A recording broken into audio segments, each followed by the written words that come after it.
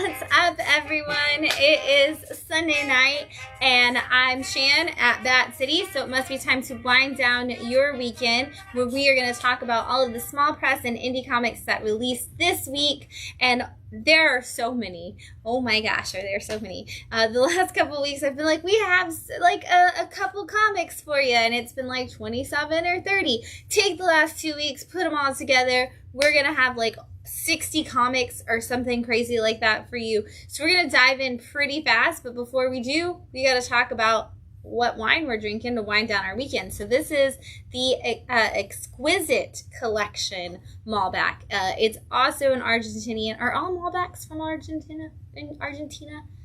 I don't know. If you know, let us know. But it's from Argentina. It's specifically in the Andes Mountains. And it says that it's dry wine with notes of black cherry and plum. And it has a long, spicy finish, which are all things that I want in a wine. So I'm super excited to give it a try. So I'm going to do that. Malbecs grow mostly in Argentina. There you go. Oh my gosh. There's like no sweetness to this. Dark fruit flavors and a smoky finish. Yeah. All of those things. You can smell the smokiness when you like put it up to your nose. Lovely. Yeah, that's delicious. That's amazing. What a great choice. Thanks, Matt, for picking that out. I am going to share this stream with everybody at home who may want to tune in. And maybe I'm going to share it. I don't know. Things are so different all the time on the internet. I can never find things. It's like completely different again. And now it's there's like a video of Justin Bieber on here, and I'm like, there it is. I found it. It's comics time. All right. World's most amount of comics ever that we are going to talk about in 1 week. I think this actually might be one of the biggest weeks, and it's not a double week. It kind of is a double week because of the holiday. Some of that happened on Juneteenth. Some of the books got pushed back until this week, so it's kind of a double week, but not all at the same time. But there's so many books. So again, we're drinking the Exquisite Collection Malbec, which is in fact exquisite. I'm very excited. And before I jump into the books, just a couple other reminders. Next weekend, July 15th, so not the one coming up, 2 weeks, I guess, from yesterday, I should say. July 15th at 5:30, we will be at the Bradenton Marauders baseball game for Bat City Night. I'm very, very excited about this. This is so cool. If you use the QR code that is on this flyer, or if you come into the store, there's some hanging on the wall, or if you are on Facebook and you go to our Facebook, there is actually an event that also has this link on it. But if you use this link to buy the ticket, you will get a ticket to the game, a free hat, a concession stand coupon for a soda, and Bat City's Kids Programming will get 20% of that ticket price that you buy. It's only $15, and it gets you all of those things. So come out, enjoy a baseball game with us. We love the Marauders. I'm so excited that we get to share that night with everybody. It's going to be great. So come out and join us. The other thing I have to say, because I always have to show off these cool things that Matt makes, is we have new stickers. We have a brand new sticker out this week, and it is all kinds of foil, which, foil covers are back and awesome. And this is our foil sticker that every pony will love. So make sure you grab yours when you come into the store. They are free, so grab a sticker. I'm so excited. I'm like, I don't want to move it because I'm like, are you done? Did you show all the coolness? Okay. Sweet. So, really excited. This is going to be such a great week. Again, 2 weeks from yesterday, Bat City Night at the Bradenton Marauders. Come join us. Grab your tickets through the link on our Facebook or by going to the QR code that you can find when you come in store. I'm so stoked. It's going to be amazing. But we've got 67 comics to talk about, so I'm going to take one more drink and then we're going to get started because this is going to be a crazy night of great comics. All right, and I'm going to do this we are going to count down to those new number ones. So we're going to start off with End After End number 8 from Vault Comics. And If you have not started this book, there is a trade paperback for volume 1 that is available, so you can jump into this book through trade paperback form or through single issues. Just want you to know that starting out. But if you are a fan of things like D&D and high fantasy adventures, this is such a good one for you, because this is a guy who gets sucked into a fantasy world, and as this human in this world, he's now trying to help them save the day. He's on his quest with his different people, and he has to save the end after end. And in this last couple of issues, he has actually been in the Haven, which is supposed to be this perfect, wonderful place. And they've kind of been like, hey, if you can convince enough of our majority to agree with you, then we'll give you the stuff that you need to save the end after end. And he's like, great, how do I do that? And he's gone on battles. He's had to like politically persuade people. He's done all kinds of different things. And it comes down to the vote in this, and it does not go the way anybody expected when the vote does happen, and whether or not he's going to be able to save the end after end and himself and the people of the Haven is going to be something we find out as we move through this issue. So if you haven't started it yet, grab that trade paperback, get those first few issues under your belt, and then jump into this new volume, because we are a couple issues into it with that part 8. Hell to Pay is back, and it is issue 6. This is from Image Comics and Charles Soule. So if you were a big fan of 8 Billion Genies, this is Charles Soule's next biggest story that he is undertaking, and he is building an entire universe. And I guess I could have technically put this in the end of a series, because I think this is the end of this arc, but this is going to kick off with that whole universe, and we're specifically talking Shrouded College here. And that is an organization that exists to basically keep people stuck in their services for the rest of forever. And in this particular story, we see 2 people who are stuck working for the Shrouded College to pay off their debts that you can never actually pay off. And the way they are forced to do it is by finding all of the coins that were cursed coins that allow demons to travel into this world. And they have, at the beginning of issue 1, solved all of it. They found all of the coins, only to find out, though, that somebody is making new ones. And in this particular issue, they are now trying to stop the person that they found out is making them, and stop him from killing all of the people that he's having to kill to make those, and literally battling the devil himself to figure that out. They go through this couple that we've been following. They kind of work to pay off their debt, only to learn that was what all college debt, as so many of us know, you can't really ever pay it off, and the exponential interest may in fact cost them not only their lives, but the lives of everybody who comes after them. So if you're looking for a really cool, really legalese kind of story that kind of makes an analogy out of the whole concept of debt in our society, Charles Soule is definitely mastering that with Hell to Pay. Up next, we have Maskerade issue 6 from Dark Horse Comics. This is the story of a woman who has the ability to mask her face, and while she's doing that, she is using that technology to go after everybody who has wronged a group of people that she is connected to. And it has a very almost V for Vendetta kind of feel in it, that she is, like the rich people who have been experimenting on poor people and who have been doing things to just the working class, and all this time definitely deserve to have their just desserts, and she's going to give it to them in whatever way she can. And in this story, this issue, we finally get the whole backstory. We figure out where she comes from and why she's so angry at those people, and why she feels it necessary to put this mask on and go after them. If you're looking for a good female Punisher kind of story with a nice little modern twist to it, this is definitely going to be a great one. This is something that came from the mind of Kevin Smith, but he does have a writer working on that story. But if you are a fan of that, this is part of that Secret Stash imprint for Kevin Smith, and so it's super cool to kind of get to see what some of the ideas he's had look like written by somebody else.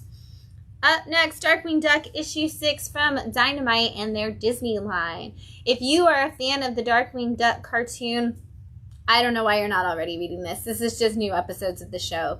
If you think, oh my gosh, it's been 30 years and I don't want to talk about the fact that it's been 30 years since the 90s, but I really want to relive my childhood in the best way possible, this is going to be one of those things. And we have been following Darkwing on all of his caped crusades throughout his city for the last 5 issues. And in this one, he finally allows Gosling to team up with him, only to figure out that the ultimate evils are coming together, and Dr. No Good has teamed up with Megavolt, and there's some twists and turns, and all the other villains that Darkwing has ever faced do start to appear, and the only way Darkwing's going to be able to defeat them is if he builds a team of his own. But if you know Darkwing Duck, you know he's not really the best team player, so the team's kind of building around him, and we're going to get some Justice League of Ducks coming our way soon, and I'm very excited about it. So again, if you are fans of the Darkwing cartoon, you get Launchpad, you get Gizmo Duck is in this issue, you get all of the villains, you get the classic, like Drake wanting to be a good dad, but Darkwing being a terrible leader, that duality of his nature. This is such a good book for Darkwing fans. I highly recommend it. We've got Ninja Funk, and this is issue 5 of Ninja Funk from Whatnot's publishing line, but it is specifically called Bolo's Playground. That is the title for this specific issue. And this is, if you haven't been reading Ninja Funk, it is all kinds of crazy everything that's going on in this story. There's 2 main characters who are kind of on their own little adventure, and they are not the best of heroes. They're kind of just this ragtag group, and in this specific issue they have come to a character named Bolo, and they are looking for his assistance. And of course he's like, hey, I can give you my assistance, but it's gonna cost you. And they kind of go through all the different things. I do love the in-jokes that they make, because if you know Whatnot, you know that Jack Tamayo, aka Mr. Bolo, is one of the people that started it. And so there are some in-jokes in here specifically, like where they're like, oh, I'm gonna sell this on the internet, and it's like, oh, I'm gonna put it up for auction on this, and they like kind of make jokes about like, oh, well, you gotta do this and this and this. So there's a little bit of Whatnot joke, like tongue-in-cheek, included in this. That's really great for Whatnot fans. But if you haven't been reading this yet, we are on issue 5. I think there's still a great time to jump in, though, if you are looking to read it, because the story kind of had some breaks in there throughout those 5 issues, so now's actually a good time to just grab them all and read them all together. Local Man, issue 5 from Image Comics. This is another one that I probably could have put in the getting close to the end of the arc. At least it's not technically over yet, but this is the story of a guy who was a superhero in those 1990s kind of comics, and he kicks off the team for decisions that he made that weren't necessarily the best, and he's gone home, and we learn very quickly that you can't return home. Everybody in town hates him. They're like, oh, Crossjack was the worst superhero in the whole group, and you're a bad person, and you abandoned our town. And once he gets there, he also learns, hey, you're not allowed to be a superhero anymore. You can't even like pick up a trash can lid and throw it across the room, because that might seem like you're throwing a shield. You can't investigate. You can't talk to the police for anything. But there's some crime going on, and some people that he's known in his town are starting to die. And so he starts investigating it and learns there is a whole bunch of conspiracies and things going on. I don't want to go too much further, because we are getting closer to the end of this arc. Like I said, I think we probably have one more issue before we'll get a trade break, if not like a complete wrap up. But it's such a good conversation about the, like, you can't go home, but also just gives you that 90s nostalgia feel with the modern style of writing. However, if you want actual 90s nostalgia feels, you can flip the book over, because at the back of the book is the actual 90s comic for all the made-up characters that exist in this story. And some of them, you know, they even mention like Youngblood, I think it is, in this issue. Like, they do make reference to a lot of those actual 90s Image Comics characters, like not only in the ways that they are parodying them, but also to kind of, like, you can see this, like, just flat out, like, give us the 90s all over again. So if you're like, hey, I really liked 90s comics for the ideas, but I wasn't really like a fan of the storytelling, or I wasn't really a fan of the art, you kind of get a little blend of all of that in this one, and then you get to move on. They even use the images of. Oh yeah, the images of local local. logo with the image logo. Yeah, and that's images. why I had to show you that page, because I thought that was hilarious. That it's just a '90s comic. Also, is that Tony Fleeks of It is. Stray Dogs? Tony Fleeks of Stray Dogs is doing the art on this book with Tim Seeley of all of the other books in the world as writer. So if you're not reading, which there's very few people who I feel like aren't reading that is one of probably our most subscribed to books, because it is one of those crossover points of like, I love the 90s, but like, or I love the 90s and oh my god, we need more. Like, both people kind of intersect at this book, because it does kind of give you a little bit of both things in there. So I'm taking another drink really fast. And drop into Firstborns issue 5 from Sumerian Comics. This is from your team who gave you Heavy Metal Drummer and Purple Oblivion. This is another one of those crazy off the wall, maybe out of this world is a better way to say that, stories from that team. And in this series, we have seen a young boy who disappeared, and his friend who saw it in his dreams goes out into the woods and discovers there's some crazy aliens out there. And when the bullies come looking for the person that they chased into the woods, they get captured by the aliens, and now alien weird stuff is happening to these guys, and everybody else in town doesn't really know what's going on, and we get to see it in some of the crazy cool art that this team has become known for. Honestly, you're picking up this book for all like the weird craziness. This is one of those books where it's all about those pictures. It's all about that art, because it's just crazy. It's such a strange book. But if you have been reading all of the books from this team, you know that they love their aliens, and I'm hoping that someday we're going to find out that all of these aliens are interconnected. I know a couple of our subscribers have already asked that on Twitter and have been waiting for some more information, but we'll see. Hopefully there's one big giant connecting point. Kara, Guardian of the Realms, issue 5 from Vizier Entertainment. This is one of my favorite all ages books on the shelf right now. This is all about Kara, who's a young girl who lives in a special realm where she is the protector, and she is the only human in that realm, and her job is to help the plants grow, or as we learn in this book, sometimes even shrink, and in the work with the animals and keep them safe and keep them from fighting. And she, at the very beginning of issue 1, 2 young boys who are from the future landed in her realm, and I'm going to pull this up for that side so you can see her realm, landed in her realm and are now investigating, and she's trying to help them get home by fixing their system. And so she's taking them through the woods. Now, she has not told the ancients and the elders that she's supposed to alert of different things, that this has happened, but in this book she goes to a treant and kind of gives them the information, and they're like, well, we'll help you get these kids out of here, but you never know, because humans could be dangerous.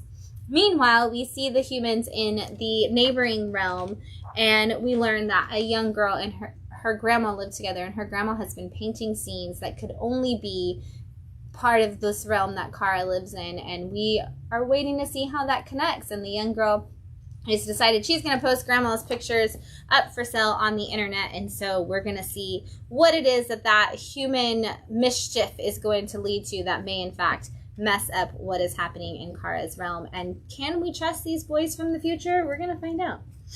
So, all right, we've made it to the 4s. Hunt, Kill, Repeat, issue 4 from Madcave. This is the story of futuristic society where the Greek gods have been mad that everybody forgot about them. So they take over and they start ruling our society under their rule and their terrible, terrible plans. If you know anything about Greek mythology, you know that they're all awful. And one goddess doesn't agree with them, and that is Artemis. And she decides that she is going to kind of help humans, and in the process she ends up falling in love with a man for the first time in all of Artemis's history, and they have a child. And in the very first issue, the gods find out that she has done this, and they come after her and attempt to destroy everything she loves by killing her husband and her child. And now Artemis is on a war path to take down every single god from all of Greek mythology, and she has a couple of people on her side from the pantheon. I don't want to ruin which ones, but she is going after everybody else, and she is going to destroy them all. And I love it because if you know Artemis from Greek mythology, she is known as the hunter. That is actually what she is. And so now this amazing huntress is going after each and every person, and it's gonna hunt, kill, and repeat until she takes out the entire pantheon. Such a fun one. I love that they get so much of that mythology correct and blend it all into this modern story. It's such a cool adventure story. Up next, we have Indigo Children issue 4 from Image Comics. And this is one of those books that when it first came out, everybody was like, what is going on in this book? And now we've kind of pieced it together a little bit that this is the story of some kids who have superpowers. And they were all formed by the government, I guess I should say, and experiments that were done on them. And over the time, they've separated from that, and they've all kind of been separated from each other. And now they know that the government agents that were kind of the people who put them all together are coming after them, looking to destroy them. And they don't want to let that happen, so they are going around the world to piece all of the team back together again so that they can stop these people from destroying them and destroying the world before it's too late. And so we're getting the team build up right now, and we've kind of come in this issue to our first team member who does still remember he has powers and does remember that he wants nothing to do with all of them. And so they're having to work together to try to recruit him, but some of their team members are struggling a little bit more than others, and a lot of things twist and turn in this issue that leave us on a completely different path going forward. And we still have people hunting us down. So Indigo Children, you're only 4 issues in. It's a good time to catch up if you do want to get into this other alternative version to a superhero story. The Gimmick issue 4 from Ahoy Comics. For those of you wrestling fans, this is a good one for you because this is about a man who is at the prime time, best spot wrestler. And while he is in a fight one day, he ends up losing control and actually punching through the skull of his counterpart in the ring and killing him. And so now he's on the run and he's trying to rebuild himself out in a small town in Mexico where nobody will be able to recognize who he is because he wears a mask and it's okay. Meanwhile, same time, his ex, who he had a baby with, is trying to figure out how to deal with all the media attention that's coming to her and her baby, because she doesn't want anybody to know that her baby, much like her ex, has some super strength. And we don't have anybody else in this entire world that has any kind of superpowers, and we still don't really know why he has the super strength, but it has transferred onto the baby. And so she's trying to hide that, and somehow the only way for her to really do that is to go back in the ring herself.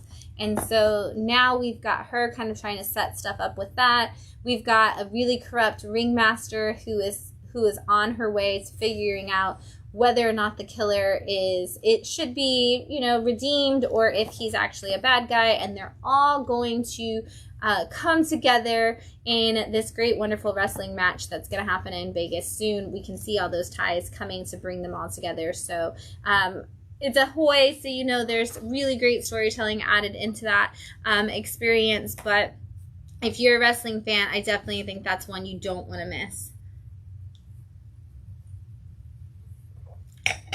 All right, Neighbors, issue 4 from Boom Studios. And this beautiful, wonderful Megan Hutchison cover. I always love Boom because they always give my girl Megan some great covers, opportunities. So love this. It's such a perfect experience for this book too. The tagline of this book being "It's underneath us," and oh my god, I love the way she did this. If you have not started this book, this is the story of a family that moves to a new town. And it's one of those teeny tiny, I don't even know how far out of the town situations they're in. And the old lady next to them is that creepy crone who is watching over them and they are like, okay, well, this lady's strange and unusual and something's going on. And on the very first night, their teenage daughter goes outside because she hears a noise and something takes her.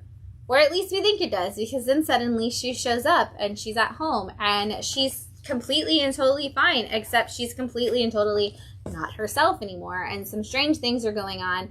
And over the course of the last 4 issues, we've seen different members of the family kind of fall into whatever it is that's happening. And what I love about it is I still don't know what that is. And that's my favorite part of the whole thing. I have no idea what this darkness is that's coming for us, but I know that it's crescendoing. And right now, after this issue, we are at this point where we're getting all of the warnings that are like, if you don't get out, everybody's gonna die.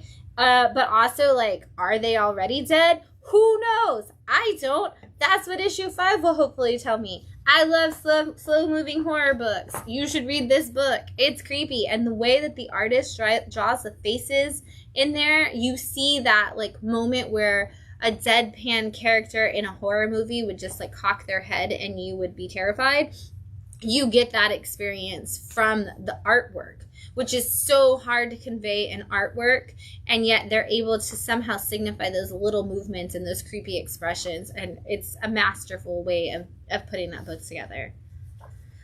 Up next, we've got Roachmill issue 4 from ComicMix.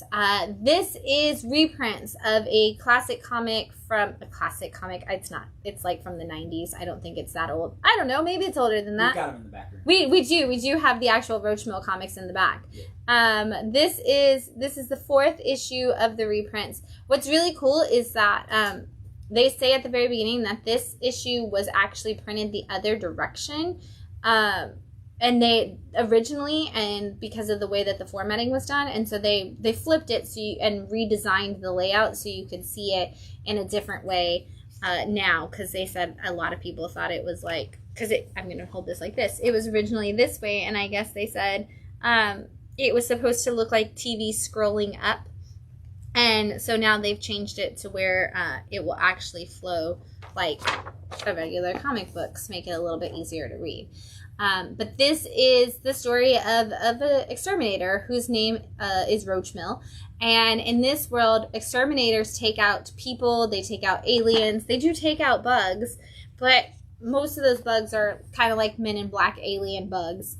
They're ginormous. And in this series, Roachmill has, he's done his job and he's exterminated someone, and yet they framed him for murder in the process of it. And so he just recently got himself cleared of all that. And now in this issue, this is an interview with 3 different exterminators. One who is known for being a part of a big corporation and all of the things they do, and one who is a freelancer who is like, I just like killing people kind of thing. And then Roachmill, and they kind of talk to him a little bit about his experience being charged with a crime and how he was trying to do his job.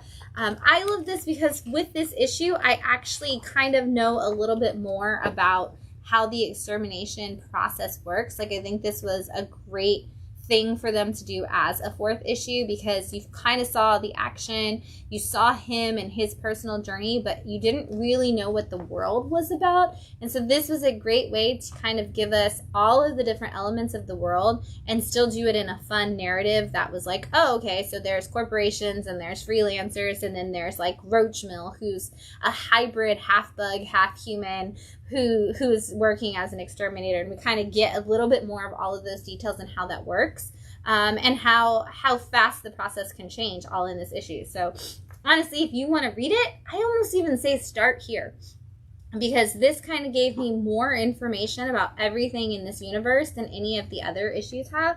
And so I feel like this would be a great place to start.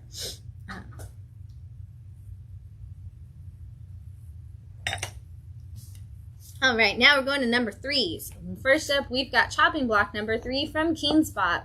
This has been a very slow book to come out. I almost always think like maybe it was a one-shot after each issue because it's taken so long. But This is a story about a young kid who is essentially like a Jason from Friday the 13th, whose mom is essentially Norma Bates almost from Psycho, and he just wants to be included and feel involved. And one day an alien eyeball, like demon eyeball, comes and lands between him and this little girl, and now they have been trying to help this demon eyeball get its goal of ultimate power, and now they're on this little adventure where they've been going off to these different places. And in this particular issue, they go to the command tower to try to figure things out. And, phenomenal cosmic power, itty-bitty living space kind of situations come out to play. This looks like a kid's book, and I always feel it necessary to remind people that it is not. It has very adult themes and very adult humor a lot of the time. It does mix some of those like younger jokes in there, but so it does get confusing, but this is definitely, I don't even think young kids would really even get a lot of the jokes because they are so built around classic horror movies, but it's definitely got a lot of adult themes in it that I wouldn't recommend sharing with a kid. Up next, we have Hollowed issue 3, also from Keenspot, and this is the story of a detective who is working on a case that he cannot solve. It's kind of one of those, this is like kind of one of those cases where, like in Seven, where it's like, oh, there's a theme to how they're putting it together, and like this killer is trying to give us a message with every killing he's doing, and this guy is like, I can't solve this case, but I'm going to because I'm the best detective in the whole history of the world. Like, he's a very cocky detective. And they know that he can't solve the mystery. So they bring in an expert who's been trying to solve this case for years and is kind of an expert on the situation, a detective from Chicago. And the case is currently taking place in Buffalo, New York. So they are at odds with each other for the Chicago versus like New York kind of situation the whole time. And the main detective from Buffalo, he has been sent home because his attitude is a problem. And now he is getting himself in a mess of trouble because he goes out to a bar and meets this woman. And she may know a lot more about the case than he would like any civilian to know. And we end up in a whole crazy thing coming on that last half of the book. And I can't wait to see how it plays out because don't really know if he's got all of his like synapses firing correctly towards this case. So is it going to be something, or is he just like completely losing it? And is he so determined to be the first one to solve the case that he's like making bad decisions that work out in a good way, or are they going to work out in a really bad way? It's a good tension builder in this book for sure. And so if you're looking for a classic detective story, that's definitely a good one. And one of the cool things about it is because it has all that weird watercoloring, it kind of skews a lot of the clues from us. So it makes it hard for like us to figure out what's going on just as much as it does for our lead character. So I like that we're almost as in the dark as he is. Up next, we have Pop-Up issue 3 from Blood Moon Comics. I knew there was another one on your list out this week, Matt. This is the story of a woman who has wanted to have the greatest exhibit ever. She's just trying to find something that she can do for herself that makes her a businesswoman of note. And so she has brought all of the world's most possessed and dangerous items together. Like if it's from a serial killer situation or anything like that, she's going to put it all in this traveling pop-up museum that she's created. And everybody tells her that that's a bad idea. Even the FedEx guy is like, Miss, this is awful. You should not do this. And she does it anyway. And the night before she's supposed to open, while her and her daughter and her daughter's boyfriend are working in the room, they are in the building, things come to life and bad things start happening because you should never put that many cursed items in one room. Let's just make that clear. That's a terrible decision. We all know that. This is one of those horror books / movies that you go into it knowing like you're going to be yelling at them the entire time to stop being stupid, and yet you're going to be terrified with them the whole way through. This book does a really great job of that. And is anybody going to make it out alive? I don't know. I don't know what's going to happen. But I am once again reminded, don't mess with cursed items. So that's what you're going to get out of that book. Summoner's War Awakening, issue 3. This is technically our volume 2 of Summoner's War. So if you didn't read volume 1, again, trade paperbacks do exist. I didn't tell you this is Image, by the way. I totally forgot to tell you who put it out. But this is the story of a young girl who finds out that she's a summoner. And that means she has the power to call on these magical beasts. And in the first volume, she's supposed to go and train with someone. And she gets caught up with him and this other boy who's supposed to be like her paladin to protect her. And things go haywire really fast and all kinds of bad stuff happens. And now her and this paladin are on a pirate ship trying to find their way to where they should be going on their own. And she 100% wants to buy into everything that this pirate says. She's like, this pirate is so cool. I love her. She's a complete and totally awesome human. Like, let's totally believe everything she says. And her paladin's like, you have to understand that this woman is full of crap. And everything she's doing is for herself and not for the greater good of people. And there's a trap here somewhere. And she doesn't believe him. And guess what? There's a trap here somewhere. And so this issue is kind of, where does that trap, how does that trap spring? Where does it spring? What happens after it springs? Because, you know, it's gonna happen. So this is, honestly, it's just classic fantasy storytelling. There is a mobile game that goes with this. So if you are playing the game, I highly recommend the comic. I almost want to play the game just because I enjoy the comic so much. Like, I had never actually heard of the game until I started reading the first volume of the comic, and now I'm like, maybe I want to download this game, because it seems like if the storytelling is half as good in the game as it is in the comic, I'd be totally in. Up next, we have American Dreams, issue 3 from Band of Bards. And this is the story of a bunch of people who are living in America in the early days of the 1900s. I would have called that turn of the century, but I was informed by a teenage volunteer that that's not what people call the turn of the century anymore. So that this is about that 1899, 1900 kind of time period. And this follows a group of Jewish immigrants in that area of New York who are trying to just kind of make a life for themselves. And one night they are going out, one of the guys from the group is going out to fight against some other people from a neighboring borough who are just always trying to start fights. He goes out to fight, they end up there, lightning strikes, everybody gets superpowers of some sort, and now he is kind of trying to figure out how to use those. He, of course, wants to use them for good, but his family needs money, so he's also teamed up with a certain man of Harry Houdini fame, as you may know, and is using his feats to kind of earn the money that his family needs, but at the same time is trying to figure out, how can I do this for the greater good of everybody and not just for my family. Really great story. I love all of the, like, family coming together. Like, you know, the daughter works for Houdini and that's how he gets in contact with her. And then he's got, like, the younger sibling who he's trying to just keep out of trouble. They've got the injured dad. You know, we kind of get the pay wage problems of the early 1900s. We get the conversation of like child labor. We get so much of that, but it in a superhero book that is super cool. So check out American Dreams if you haven't yet. Hone of Orcs, issue 3, also from Blood Moon Comics.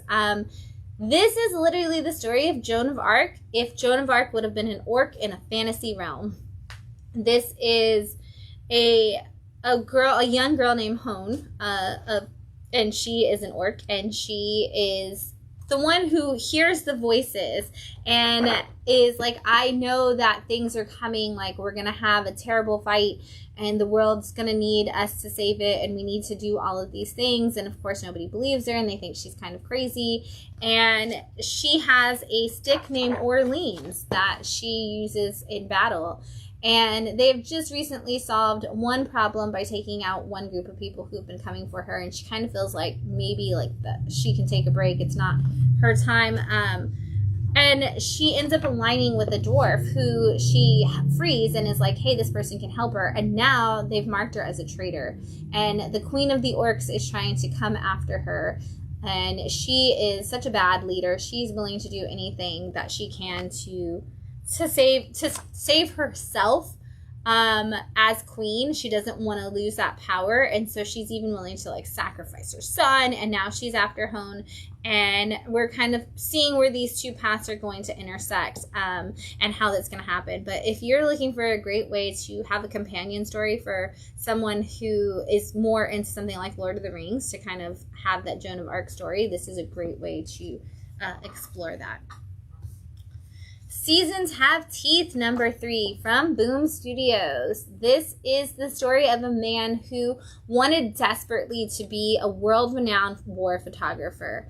And he was terrified of all of the actual experiences that would come with that. And so he never actually pursued it, to the point of losing not only like the prestige, but also losing the job and losing his wife eventually. And now he's an old man who feels like he's accomplished nothing, and he's like, I have to do something to kind of deserve the life that I should have had.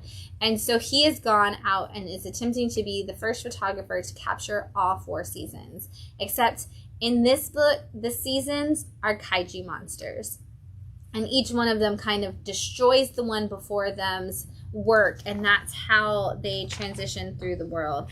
And so he is on the hunt right now for Autumn. And while he's waiting for Autumn to show up, he is actually get the backstory of what happened between him and his wife. And the story of her getting cancer and him using it essentially as a way to try to win those awards that he never got as a war journalist, and kind of how that put that rift in between their relationship. And then we see him chase after Autumn and kind of move on to that, and where that goes is absolutely beautiful. I always want to show you these like beautiful reveal like double page spreads they have, but then I don't actually want to show it to you because I don't want to ruin that moment.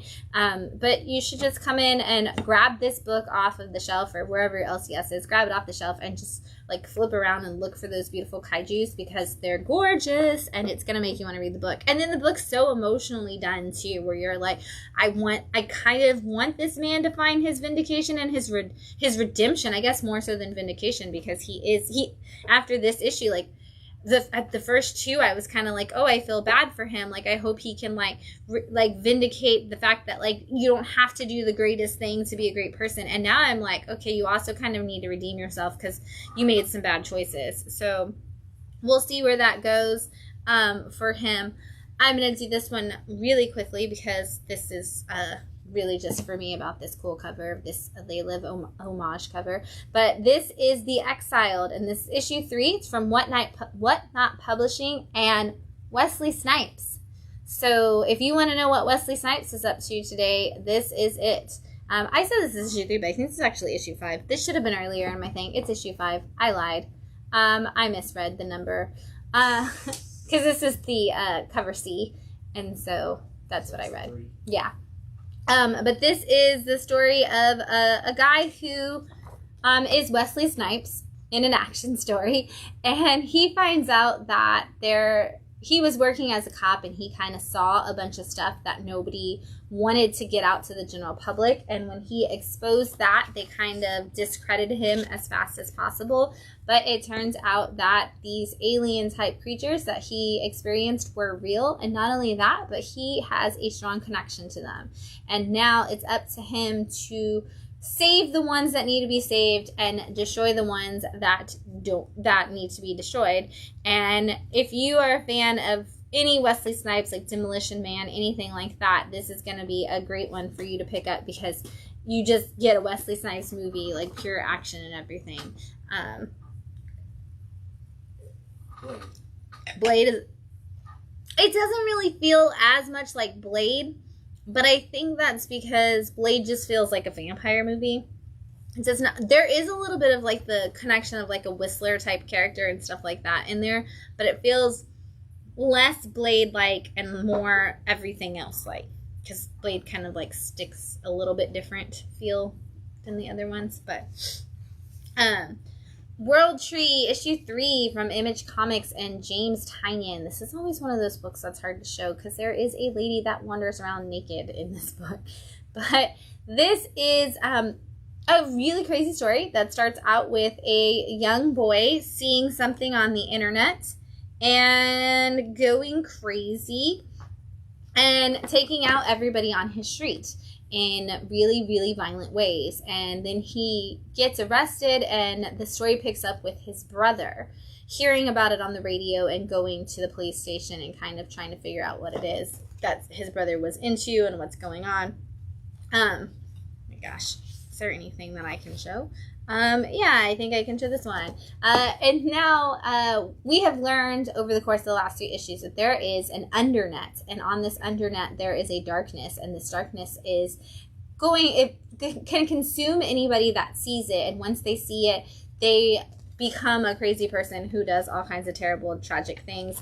And we learn in this particular issue that there is a group of people who are trying to stop it, and they have brought in the brother and are trying to question him and figure out who knows what and what he is a part of and what he's been exposed to, because the exposure levels can kind of change things for each person. We also learn that at the same time, it seems like the CIA or the FBI, one of them, has kind of got some knowledge of what's going on as well, and they are trying to come after these people who are stopping it.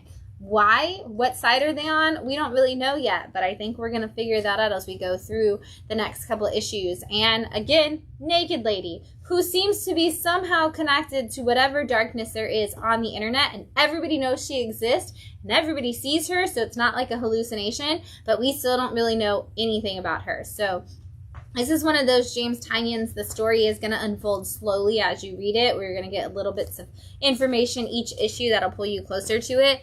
But what that it is, you won't know. The 06 Protocol, issue 3 from Aftershock Comics. This one has been one of the ones on hold for a while because there's a lot of things going on in this situation. But the 06 Protocol is the story of some people who were experimented on, who gained some powers, and were kind of left to their own devices, and they all ended up violent. Kind of feels a little like Iron Man 3, like when people get the extremist power, and how if they're just then let loose in society, and when they get too angry, they kind of destroy everything and blow up. And this is where these people are. And a woman is taking her daughter and her friends around and trying to keep them safe from these people who are coming after them. But at the same time, they also need to find all of these other people who have been affected by this and are possibly going to be a danger to society. And in this particular issue, they find out that there is a man not far from them who is about to blow because a clown at his child's birthday party was 30 minutes late. This is your normal espionage kind of thriller with that powers. I mean, honestly and truthfully, it feels like that, like I said, like that whole side of Iron Man 3, or like even an Agents of S.H.I.E.L.D. kind of situation with what's going on in this story. So if you liked that part of those stories, this is going to be a book that's great for you to check out. Soko, issue 3 from Sumerian Comics. Thing to know about this book. I'm going to just do this really fast. Issues 1 and 2 also out this week if you shop with us. Issue 2 came out a month ago, but issue 1 had somehow got skipped in the delivery process for a lot of stores, whether it was not printed or didn't make it to the delivery company. There was a lot of situations with that. So 1, 2, and 3 all hit shelves at the same time this week. And this is one of those great stories that is, they even say it's like a reminiscent of 80s buddy cop film, except everything is unreliable narrators. But this is a man who is a police officer, and he and his partner are investigating a big situation with a mob boss, and they are finding that not only is there like drugs and things like that are being trafficked, but the DA kind of brings to them the fact that people are being trafficked, and she wants to stop that. And so she brings them in as her special team to kind of help her figure out who's doing the human trafficking and stopping it. Except we learn in book 1 that one of these cops is dirty. And we are watching as this dirty cop is manipulating everything at every turn. We're getting to see the destruction of evidence. We're getting to see him and all of the bad choices that he makes and all of the ways that it affects this story and where we're going to end up. It feels very much like reading the script for The Departed. Because you're kind of following different people at different times, and while you're following each one, they really feel reminiscent of the different characters we saw in that movie. So if you are a fan of that, I highly recommend this for you, because this is gonna be such a great one that compares to that. I feel like I don't want to tell you like which character is like which, because I want you to read it and learn it, but it does have that same storytelling aspect. It's not as Scorsese, where there's not like as many random levels, but you do get that like flat out like dirty cop doing some crazy things, who's gonna get caught, who's gonna do what, kind of story. And all 3 issues are out now, so you can grab all 3 at one time. I read all 3 of them together, and I was like, hey, this is kind of fun, because I feel like I just watched like the first half of the movie, and now it's like bathroom break before the next issue comes out. Okay, before I get to issue 2s, I'm going to once again shout out to the Exquisite Collection Malbec wine, and I'm going to take a drink out of it.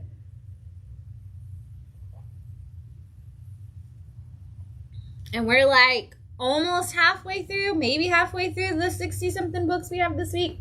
I'm pretty impressed. So many books, and they're all good. It's so hard. It's so hard because I'm like, oh, there's 60 books out this week. I could cut some of them and it could be fine. And then I'm like, no, I can't. I love them all. We're all talking about every single one of them. We are talking specifically right now about The Savage Strength of Starstorm, issue 2. And this is from, actually, if you are a fan of Kaya or Deadly Class and you know Wes Craig, this is actually from his brother.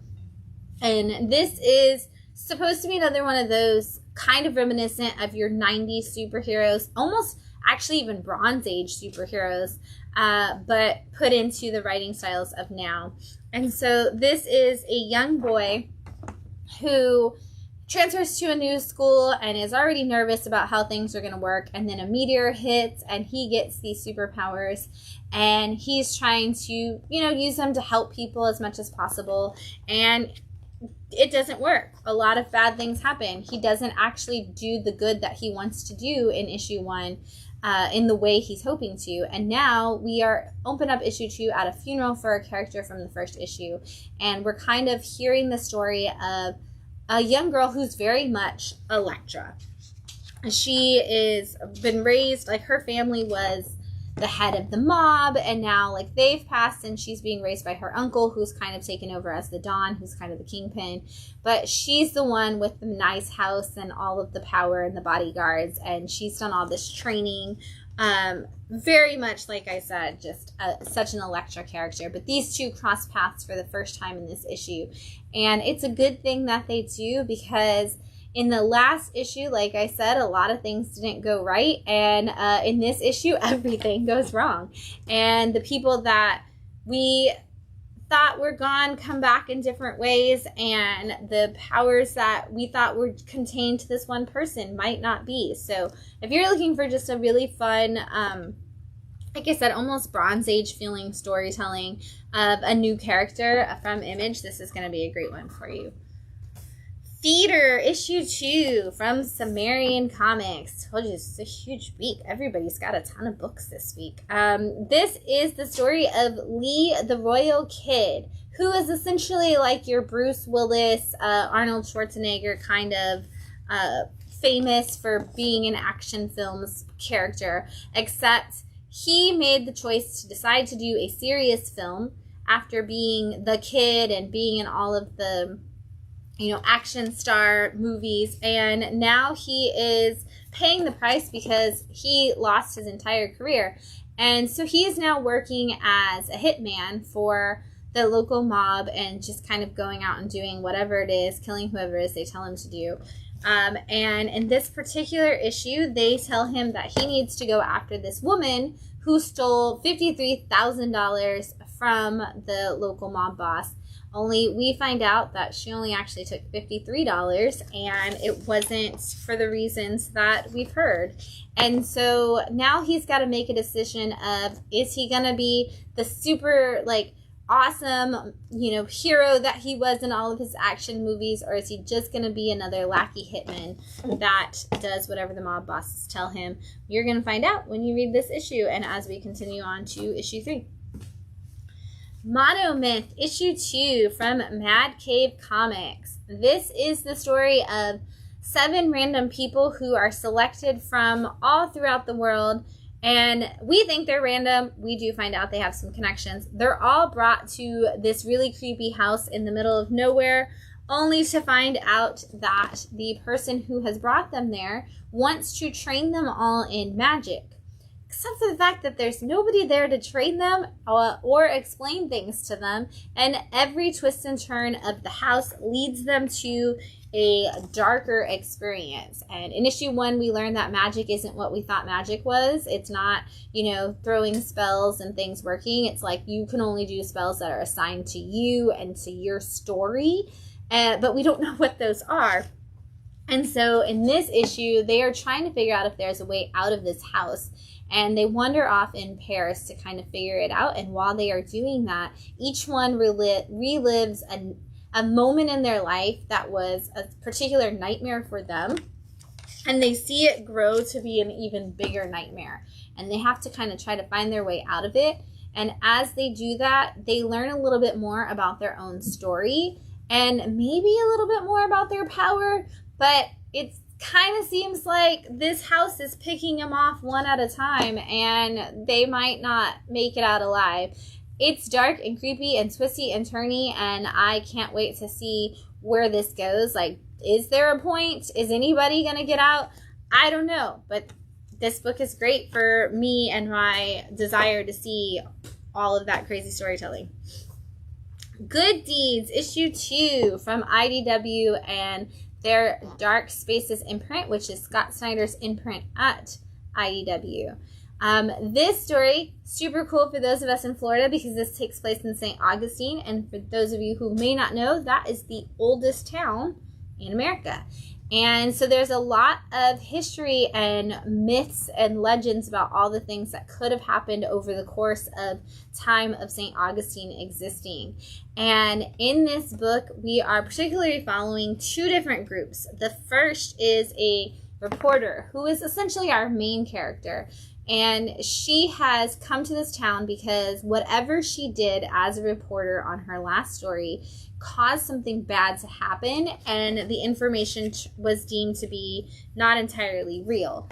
And now she is kind of trying to redeem herself. She's been assigned this fake fluff piece, essentially, where it's just go and see this great story the chamber has and just kind of deal with it. And she wants to find a real story while she's there, which kind of works out for her because at the same time, a mother and daughter have also just moved to St. Augustine, and they are trying to find their own redemption and their own place that they can call home. But on the very first day, something very bad happens in the diner that they buy, and now the entire town is against them. But it doesn't make any sense why the town hates them, nor does what happened seem to actually check out. And so our reporter and this mother and daughter have now crossed paths to try to figure out what is actually going on in this town and who are these people, and is there going to be a way for this to work out for anybody? Is redemption possible, or is death the only thing that lurks behind the next corner? We'll find out. Winter Ember, issue 2 from, I always get the name of this public, Blowfish Studios. It's got so many different names on here, but I think that's right. This is the story of a guy who was that classic, rich, pretty boy, does whatever he wants, playboy kind of guy. And in issue 0, because it started out a 0 issue, he brought home a bunch of girls to his house, and people attacked. They killed his whole family. And he made it out with one of the girls, except he made it out completely and totally scarred. He was burned, almost burned alive. She took him back to a secret society, and they have been training him ever since to battle some evil people, specifically the ones that went after him. And he is kind of looking for his own revenge, so he's happy with that. But in this issue, he has gone seeking out a person who is able to, from what he's been told, help him with not only the training that he needs, but also kind of for him to not be in pain anymore, because he still physically feels all of the hurt and injuries he got. And so he's trying to overcome that so he has the ability to do it. But they send him on some quest for some really crazy things, specifically one inside of an orphanage. And he learns that nobody that's gone after it has ever come back from it. But he has no other option. He really has to do it. And so we follow him as he goes on this quest to see if he can be the one that actually comes back triumphant and is able to continue on this path for vengeance that he is on. Teenage Mutant Ninja Turtles Saturday Morning Adventures Issue 2. This is the new series. If you have been following along, there was a 4-part series from IDW that was TMNT Saturday Morning Adventures. And it did so well that IDW decided to give them an ongoing for this experience, which is really cool because this is the Ninja Turtles cartoon done much like the Darkwing Duck in comic book format. And so in issue 1 of this particular run, we saw that the Rat King had lost the ability to talk to rats, but suddenly gained the ability to control turtles.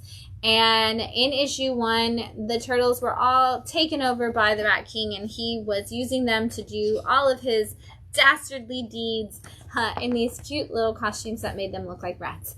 And Donatello was able to break free in issue 1 and has been trying to figure out how he can save all of his brothers. And in issue 2, we see Donatello attempt to do just that with the help of April and Splinter, who can finally fight the Rat King because the Rat King can't control him. And we get to see some really cool, perfectly Saturday morning cartoon style Teenage Mutant Ninja Turtle moments. I love these books because you get all of the characters and they all have the perfectly nailed personality traits from the cartoon. And I know Matt says he loves it because Michelangelo actually uses his little turtle, what is it called? The thing that he swings around. He doesn't use nunchucks. Yeah, the grappling hook that Michelangelo uses as his fighting tool, because he doesn't actually use nunchucks like ever in the cartoon, and this actually gets that Michelangelo doesn't use the nunchucks, and I know that makes Matt very happy every time. I'm taking a drink. All right, so we're going to wrap up some stories. I don't know if this is the end of Blue Book, but I assume it is because our main story has finally wrapped up. This is Blue Book issue 5, and it is from Dark Horse Comics. And this is the story of Blue Book stories, the stories of alien encounters in America. And in each book, we've been seeing the story of one of the biggest alien encounters that we've ever experienced in America, from a couple who, on their way home, swears that they were taken away, abducted, that's the word, by aliens, and they came back and they shared their story with people from the government, with psychologists, with writers, all kinds of people who came in and got their story. And you can go and you can find the story, on Wikipedia, you can find it on all of the alien blogs, it's everywhere. This story has followed this couple and their whole experience as they grew older and everything that happened with them from abduction day until the end of their lives. In the back of the book each week or each month, we've been getting a different story. And in those stories, we're kind of seeing just random things that could have been aliens throughout the course of time, all around the world. And this one follows a woman who is a sword swallower and kind of just tells a story of the things that she went through and the experiences she had, and her kind of trying to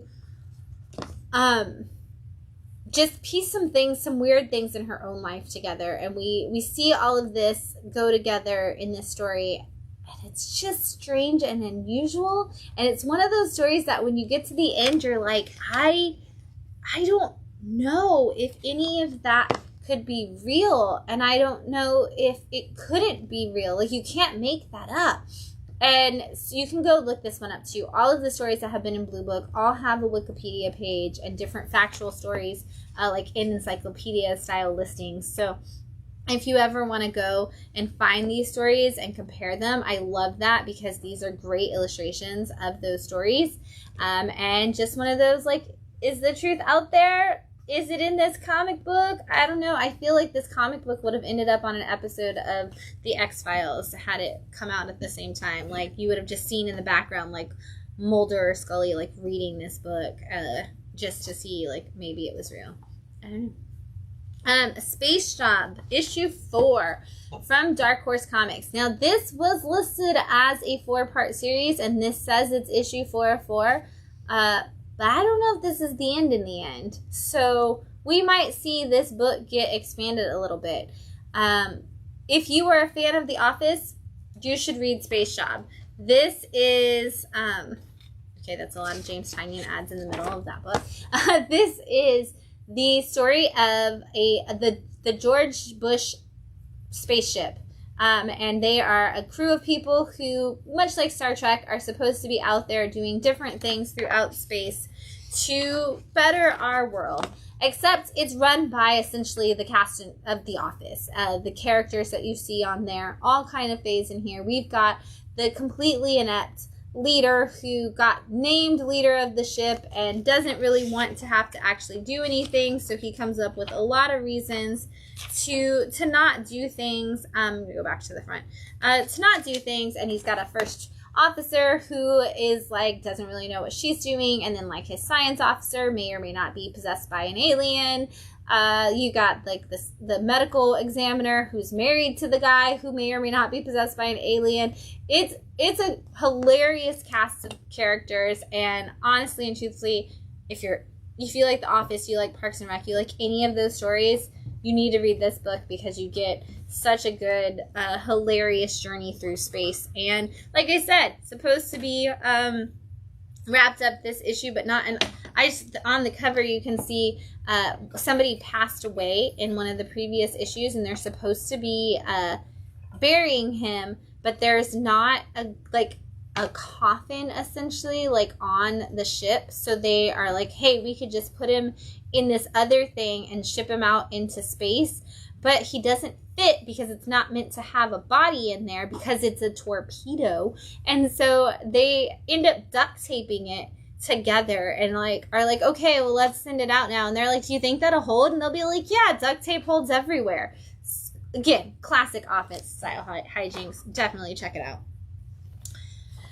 Stray Sheep, issue 5 from Blood Moon Comics. This has been so long coming. I talked to the creator about this not that long ago. I guess actually almost a month ago, and he was like, I cannot wait for you to read 5. And I kept telling him, like, we don't have it yet, and I really want to. So I'm so glad it's finally here. But this is it worth it? Yes. Okay. It is. This is the story of a man who loses everything. Honestly, he loses his wife. He's like about to like unalive himself. He's like really like, the world is nothing for me, my job sucks, everything sucks. And he gets offered a chance to participate in a game, and that game is going to consist of a bunch of different rounds of activities, and all of them are essentially like being in a red room. Like, not everybody is going to walk out of the room alive. Like, they're all games where you kill someone, and it's all made by choices. And in issue 1, he meets a girl, and that girl has been like, hey, I know we're not supposed to talk to each other. We're supposed to wear a mask. Like, don't let anybody know who I am. But I want to be a part of something. I want to know somebody while I'm doing this. And they've kind of been helping each other cheat their way through this game. Issue 5 is the final game And I'm not going to go any further back there. Issue 5 is the final game, and we kind of see how we 100% see how that plays out. And but we get a little bit of his backstory at the beginning. We get the story of him and his wife. We get all of the build up. We see everything that he lost that led him to this point.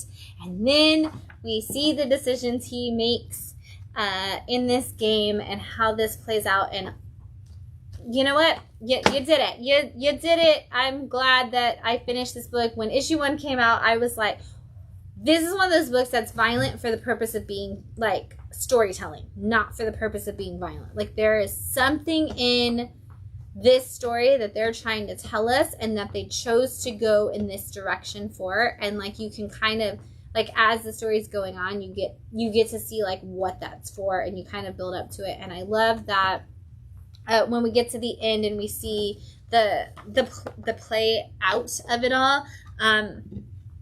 It's something that I wasn't expecting, and I'm glad that I'm glad that it played out the way it did, because you know, it was the perfect ending for that story. So well done. Good job. We've got Vanish issue 8 from Image Comics. This is, I assume, the end based off of this story, the way it wraps up at the end. I don't know. It's one of those, like, maybe like Stegman can pick it up for another arc in the future. I don't really know if he's going to. But this is, it's the story of a magic school, of a boy who went to a magic school in the 90s, early 2000s, I guess in the 2000s. And they learn that the world is a terrible place, and that you can't necessarily stop all the bad things that are going to happen in this world with magic. And we get a very 90s style Image story about this kid now growing up in the future and realizing that all of the dark things that they chose not to stop as kids have come back to haunt them. And it's up to them now to kind of fix all of the wrongs that they created in that time period. And him and his wife and some people that he's been connected to are battling against this great dark evil. And it gets crazy in there. It's pure, like I said, it's pure like 90s Image Comics action with that Ryan Stegman art style. And so if you're a fan of Donny Cates and Ryan Stegman in any capacity, this is going to be those books that you like. If you liked the Venom run that Donny did, this has a lot of that same feel. So highly recommend to Venom fans that you pick up Vanish. And lastly, for the ending books this week, we have issue 4 of Red Zone from AWA. Now, this for sure could be another volume, because AWA labels their volumes something of something and then puts out their trade paperbacks, and then they do a really good job of labeling volume 2. This could be the start of a brand new book for us. We'll see. But this is the story of that classic rugged spy. He's turned into a professor of Russian studies at a university, very Indiana Jones-esque, where he's like, I was into all of this stuff, and now I just teach. I'm just a teacher. I don't know why people are coming to me for all of these things.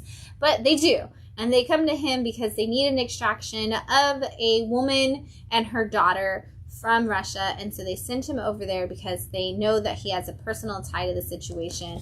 And over the last 4 issues, he has been trying to make his way out, but everybody that he's ever gone against in the entire country is coming after him, and he has to figure out a way to get past them in order to get this woman out of Russia. And we learn a lot about him. We learn a lot about his experiences, and we learn a lot about how these two are connected.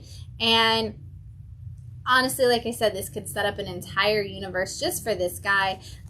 Great story. You know, we talk about on here a lot. This is Cullen Bunn. We talk about a lot on here that, you know, Cullen Bunn has so many different books, and it's like, oh man, like, which ones are going to like make it to the ending? Are they going to land the ending? This one definitely did. And for those of you who are fans of espionage books and that old rugged guy needing to find his like place back in that world or out of that world, nailed it. So like again, fans of Born Identity, fans of Kingsman, fans of any of those movies at all, or those shows, or those books for Kingsman. If you're a fan of the comics, this is a great one for Red Zone's a great one for you to pick up.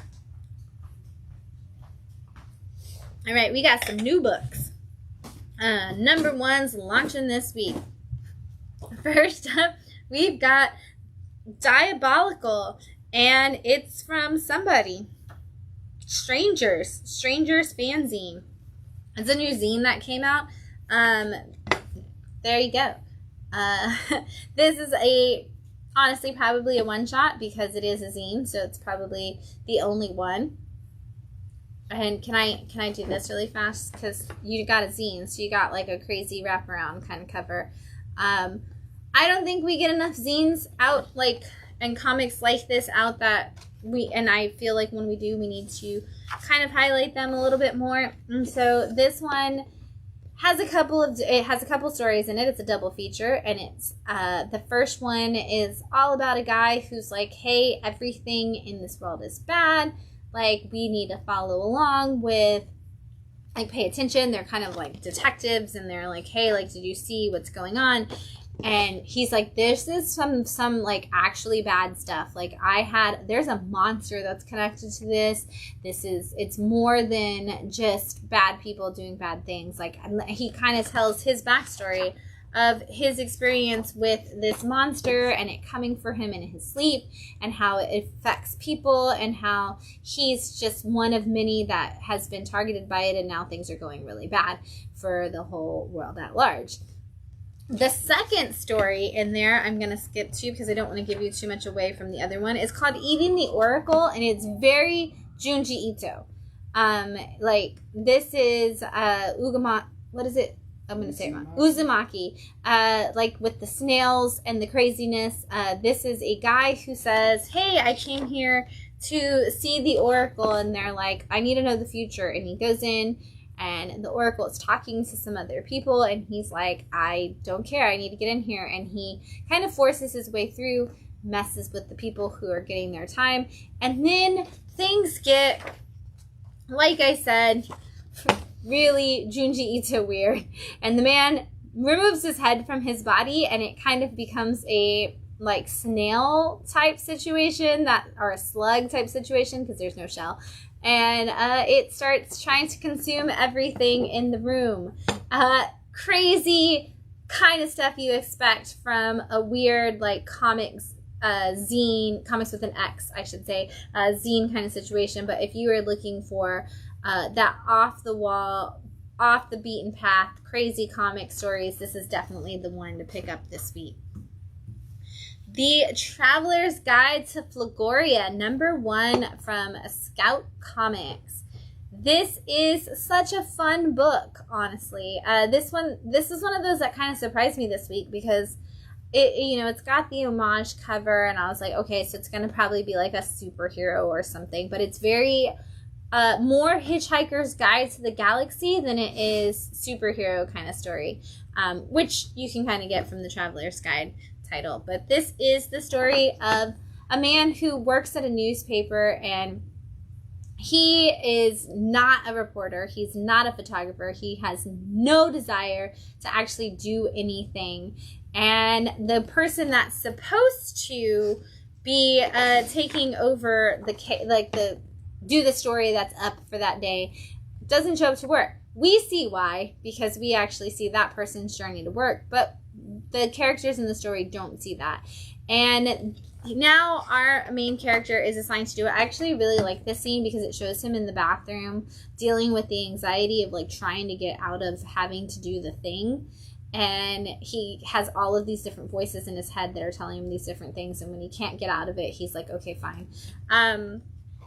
And so he is assigned to go talk to a man who they talk to. His name is Jork Smith. And people go, basically, bless you, every year or so to talk to this man for a story for the newspaper. And every year they get a watered-down version of this man's story covered in it about a monster that he swears lives in the ocean. And they all have to go out and experience him talking about this, bless you, talking about this story, and he goes out there with this guy on this boat, and it is more than we ever heard. We find out that maybe what everybody else has been doing is kind of just thinking this man was crazy, because we get to see what actually happens, and we get to learn all of the backstory about this man and where he's really from. And I kind of believe him. And as you get through the second half of the book, I hope you start to believe him too, because things get a little crazy as you get there. And we meet my favorite character in the entire story, who is Steve the service bot. And Steve meets our main character, and he has this wonderful experience with him, essentially in like the belly of the well.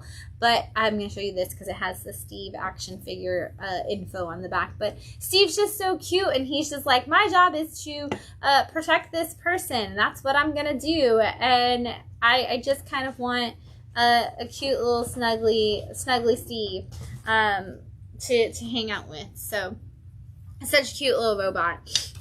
Up next, we have Trance, and this is volume 1 or issue 1, however you want to do it. It's an oversized, almost trade paperback style book, but this is from Scout Comics, and it's a $9.99 title because, like I said, it is a square bound big book, but you are essentially getting a trade paperback when you buy this. And this is the story of a family of people, like a found family, who all live together and do, or work together, depending on, and they do witchcraft. And these people who all do witchcraft also work at a bar, where one of them is a drag queen, and one of them is like the bar owner, a couple of them, like one of them's a bartender, one's a bar back, and they have this beautiful like family that they've built. Well, at the very beginning, we learn that our main character, who is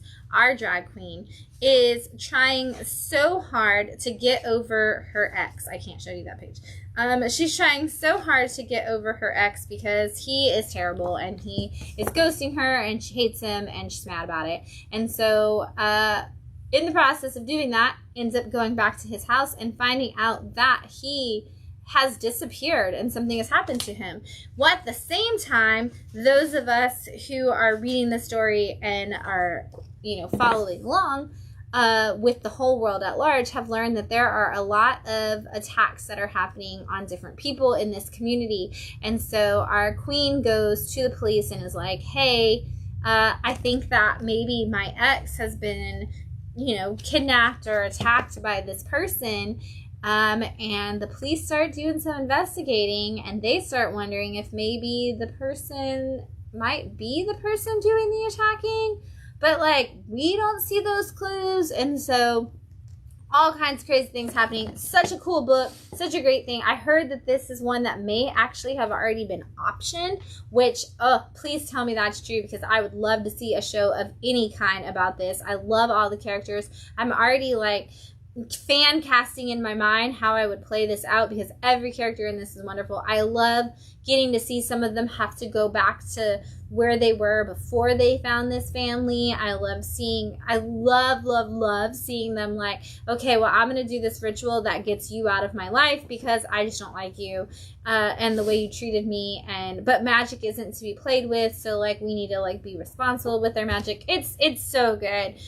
Definitely for mature readers, because the murders and the attacks that are happening during adult activities.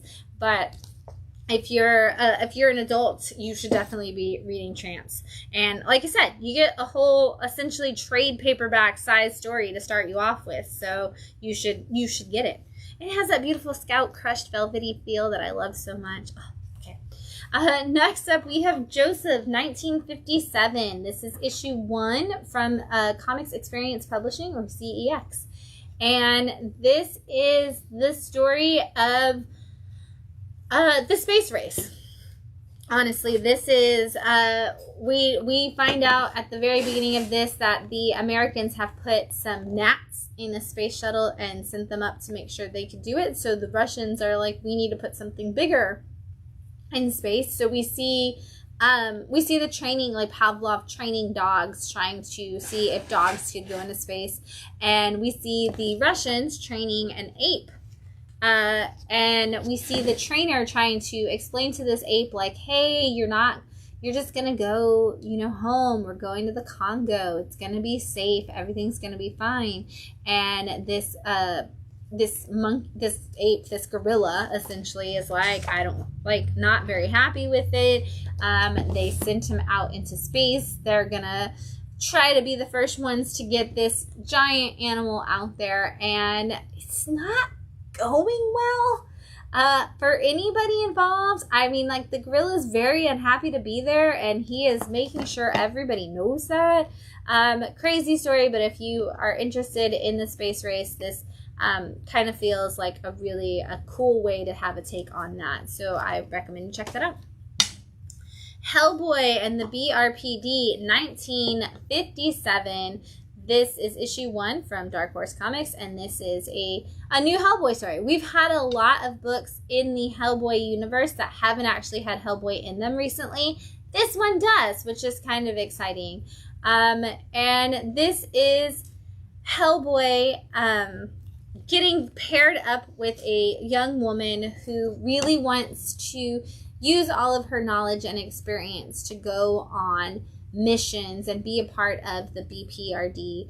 And she has been teamed up with Hellboy in this particular issue to go out into a community that says that they're being attacked by some crazy magical animal, and they don't really know what kind of thing is going on. But some people are saying they see a tiger, some people are saying they see men, some people are saying that they are seeing a mysterious creature on 2 legs, but that kind of looks like an animal. So an investigation does begin, and these two are trying to solve all of the situation and figure out what it is, and whether or not they actually do solve the case is up to you to decide. We got some spinning top situations going on at the end of that one. Up next, we've got Under God, which is a one-shot from Band of Bards. And this is an intense book. Just going to say that. This is the story of a woman named Samantha Skylin who is selected to go on a mission of mercy to the place outside of the Holy Land of America, which is basically where all of the poor people live, who don't have any food, who are said that they don't believe in what the people inside of the Holy Lands believe. And she and all of her people, they put masks on when they go out so that nobody knows who they are, and they take food out to these different people. And in their minds, they think they're doing a really great thing, but we learn from the people from the community that what they're doing isn't actually helpful. And at the very beginning of this book, Samantha is actually kidnapped by the people and taken back to their base, their home base. And while the people from her Holy Land are like, we're going to go back and get her, Samantha is actually able to see what people in the real world are actually like, and what the situation is that they've created that they're telling people is perfectly fine. And we get a very let them eat cake kind of attitude from the people inside of the Holy Land, and the people on the outside definitely are lashing out and fighting back as this goes on. So if you want a cool one-shot where we get to just see a really cool experience of people actually learning what the world is really like and seeing how we can learn to adjust to different people's viewpoints, this is definitely a good one for that. So check it out. And it's huge, by the way. Side Quest issue 1 from Scout Comics. This is the story of a man who has to go on a certain journey, and he is in this fantasy world, and he is playing a certain role essentially in that world, where he is kind of the guy who's like, I have to be the tough guy, I have to fight. And he's partnered with all these people who are different kinds of mythological creatures and fantasy characters, and they're like, you don't have to be the tough guy, like you can just let our awesome leader who is this wonderful woman, do all the fighting for you. And he seems to have some problems with it and kind of wants to make a name for himself in this world very, very quickly, and kind of wants to be the one who gets to lead some of these charges. And they all go on this quest to figure out what's going on at this barn that everybody thinks is haunted. Like, there's a village that somebody's, like, all the animals are disappearing and people are disappearing. And so they go to try to solve that. And he ends up having a very different experience towards the end of this book than you would expect. And so I'm not going to go to the end of the book because I don't want you to know what happens, but there is a great reason for this book to be called Side Quest, and I'm totally 100% in on the concept that goes around that. And so up next we have Dust, issue 1 from Scout Comics. This is one of those books that people have been talking about all week long. I've had so many people come in and pick this up. And I'm so glad that they did, because when they first came in, I was like, I hadn't read it yet coming into Wednesday morning. And so I was like, why is everybody so excited for this book? And then Wednesday afternoon, I was like, I'm just going to stop and read it. And I did. And I'm so glad that I did, because it's so good. It starts out with some people who are hiding in a cornfield trying to steal the corn. And this cornfield's kind of in the middle of the desert, very, Mad Max Fury Road or Tank Girl kind of situation where there's not any water. And so nobody can grow crops except for this one rich, like, society person or a person who's kind of in charge of everything. And so these people are determined to steal this corn, and they do, and they go back to their city, which is in the dust and is a place where people don't really live very long. Like, they're literally walking around and just scanning people to see who's alive and who's not. And while they're doing that, our main character, who is this young girl, is discovered by a man who says he can help her get back to the place that she's from, which is somewhere that people can't get to. And so she's trying to team up with him to see if that's going to be possible. At the same time, there's this rumor that some girl is alive, and we don't know who this girl is. We don't know why it matters that she's alive, but there is this whole concept that this girl is alive and we need to find her. And so now everybody's kind of looking for the girl. I'm curious who it is, because I don't think it's the girl that we've met, because she was one of the people in that conversation earlier in the thing. So we've got a mysterious character who's going to be the, if this person makes it through, they can kind of save the day situation. I want to know who it is. I'm sold. These people, every character in here, I was like, I want to watch this as a movie. I want to see this play out in this comic form. I want to kind of consume this in as many different ways as I could, because it's such a fun story. We'll see where it goes. We've got a one-shot from CEX, which is the first 3. And this was such a cool concept for a book. I have a fascination with mythology that is not ours. I don't really know that we have a lot of mythology that's like, we don't talk about mythology a lot for, like, our country, although there's a lot of Native American mythology that's really great. But this is mythology from the people of northern Taiwan, and it is the story of the first 3 people on Earth. And in this story, these 3 people believe that are all brought to the Earth, and they are given the power to basically commune with the animals and the world in a special way. And in this, they specifically, they find a deer, and the deer is kind of a god who speaks to them. And the deer says, if you pluck a hair from me, it will give you meat to eat. And so they pluck one hair and they get meat. And then they're like, hey, can we have more hair? And the deer's like, no, you need to learn to not be greedy. You need to learn to relish in the things that you have and to be thankful for them.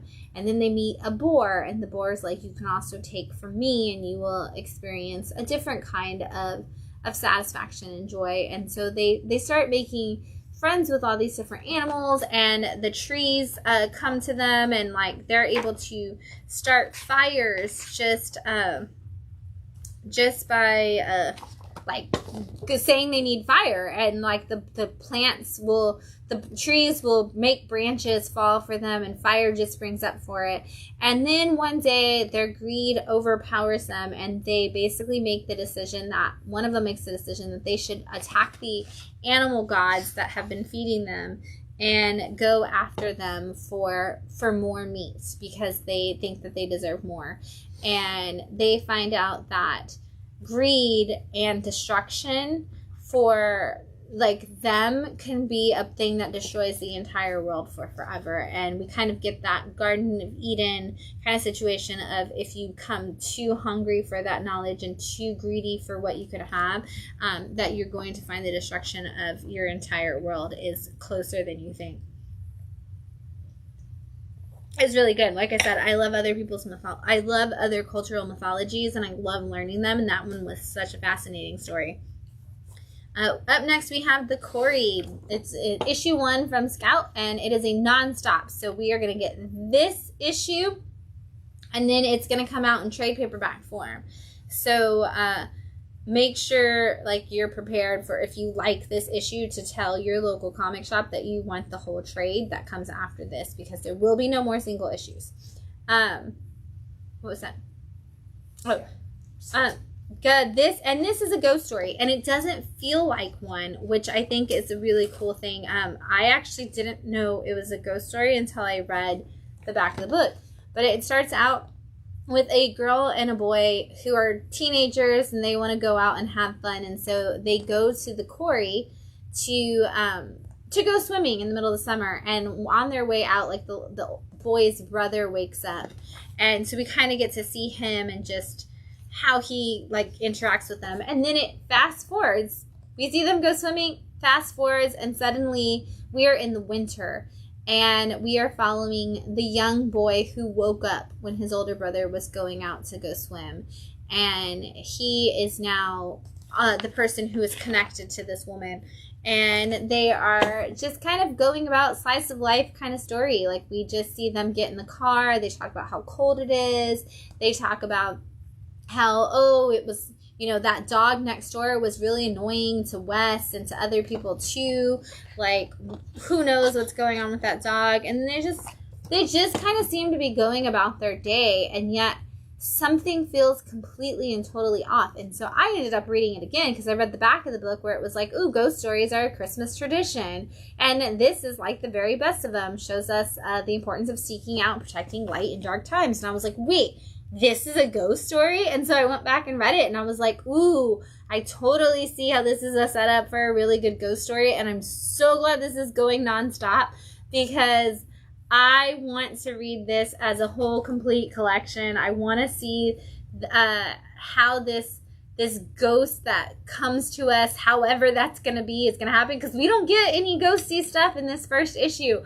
Again, wouldn't have known it was a ghost story if I hadn't read that. And so now I'm like, I cannot wait for this trade, because I need to know what is happening and why we're ghost storying it. So if you're into ghost stories and you love that like family dynamic that's around them, and that, like he said on the back tagline, like the fact that like Christmas ghost stories seem to be a really big thing, and the way that it's always about teaching us something through those ghost stories, just go ahead and ask for the Cory in trade paperback form, because that nonstop is going to be coming your way soon. Also from CEX this week, Miss N Place. And I probably pronounced all of that completely wrong, because it's French title, but it is a one-shot. Mise en, is that how you say it? I think so. Mise en place? Is it still place, or is it placé? It might be placé. Placé? Mise en placé? I don't know. It's about food, so that sounds right. I love, this is the tagline for this book, is humanity has consumed every single animal on Earth. Carnivores have turned to the stars to satisfy the hunger. Human space exploration has led to enslaving, butchering, and consuming inhabitants from other planets. But tonight, the food fights back. Such a great concept, because this is about a young girl who comes in to work as a sous chef, essentially, or maybe even lower than that in this cafe. Or this catered dinner, I guess I should say. And they are serving bats, an alien bat. So it's like this super bat. It's a giant bat. I was very, very angry because I love bats so much. But they are serving bat, and it's this super delicacy, and they're trying to force her to carve it up. And we learn very early on that she actually is a bat, but she's been hiding that. And so she is coming after, like, this whole thing. She's taken this job because she wants to get back at these people. And she is trying so hard to basically figure out ways to get after all of the rich people who have come to this catered special dinner. And honestly, if you like the menu, you're going to like this book. If you like the menu and you hate animal cruelty, I guess I should say, this is the book for you. Because like it says, the food is fighting back. So animals that have been captured by humans and enslaved and raised just to be food are like, you know what? It's our turn now. And she goes full Rafe finds in the menu on all of these people, and it's wonderful. Read it. And then explain to me how you say those French words. I think it's mise en place is at least right. That might be mise en place. I don't know. I don't speak French. I'm sorry. I wish I did. Also out, The Oddly Pedestrian Life of Christopher Chaos. This is issue 1 from Dark Horse Comics. This is my favorite cover, so this is not what the normal covers look like, but I just really like that this has that classic horror poster movie monster feel. This is the new concept from James Tynion. It's written by Tate Bromble, so much like House of Slaughter. James Tynion concept, Tate doing the writing. This is essentially your Universal Monster story. This is following a young boy named Christopher who has the extraordinary ability to kind of see the world through the equations that make it up. He's able to see the mathematics behind everything in life. And he has this essentially superpower that just basically breaks everything down in the world for him, and he's known for his science and his skills. And Christopher goes to school with some characters who may in fact be the Universal Monsters. And when he's in class, he talks about like this kid that he has a special connection with, or he wants to have a special connection with, who we learn is in fact a werewolf. And we see them kind of go into the woods. We see some stuff happen. I'm not going to tell you what it is. And Christopher has some big moments that he wants to relay to the most important person in his life, who at the moment is a pigeon. It's actually one of my favorite parts of the whole story. I love this pigeon so much because it just sits there and like cocks its head and coos the whole time. And then Christopher is like, I need to, you know, make sure that we have a great and wonderful connection, pigeon, and that you stay safe. And if bad things happen to you, I'm here for you. And then we're going to see those Universal Monster moments really come to life. And I'm trying really hard not to give anything away because a lot happens really fast in this first issue. We really get to see who Christopher is in the first half of the book. And then it kind of goes straight into the action of this possible secret society, of this possible danger that Christopher's in, and the possibility that the town is aware of who Christopher is, even though he feels so alone and feels like nobody understands him. So I'm really curious to see where this one's going to go, because there's a lot that happened in issue 1 that sets up a lot of different directions, and we don't really know what the connection is. Like Christopher's like, I feel alone, but like maybe you're like me. But then it seems like everybody kind of knows what he is and where he's from and all this stuff. And so I'm really curious to see how much the town really knows, and like what the school knows, and how these connections come about as this story unfolds, and see some more Universal Monsters, because I am always in if you give me Universal Monsters. Up next, we have Blood, Love, Ghost, and a Deadly Spell. And this is from Fair Square Comics. Another one that is a square bound, pretty much a trade paperback. But this is the new Damien Connolly, who did like You Promised Me Darkness and a bunch of those. And it is it's self-contained horror stories and illustrated poems, which is a really cool way to blend that medium together for this. But there are 4 horror stories in this book, which is why you get so many different, like the title is kind of a hint to each one of the things. What are you? There's no publisher. It's Fair Square. Sorry, Fair Square. I've never heard of it. I know they're not one we talk about a lot. Yeah.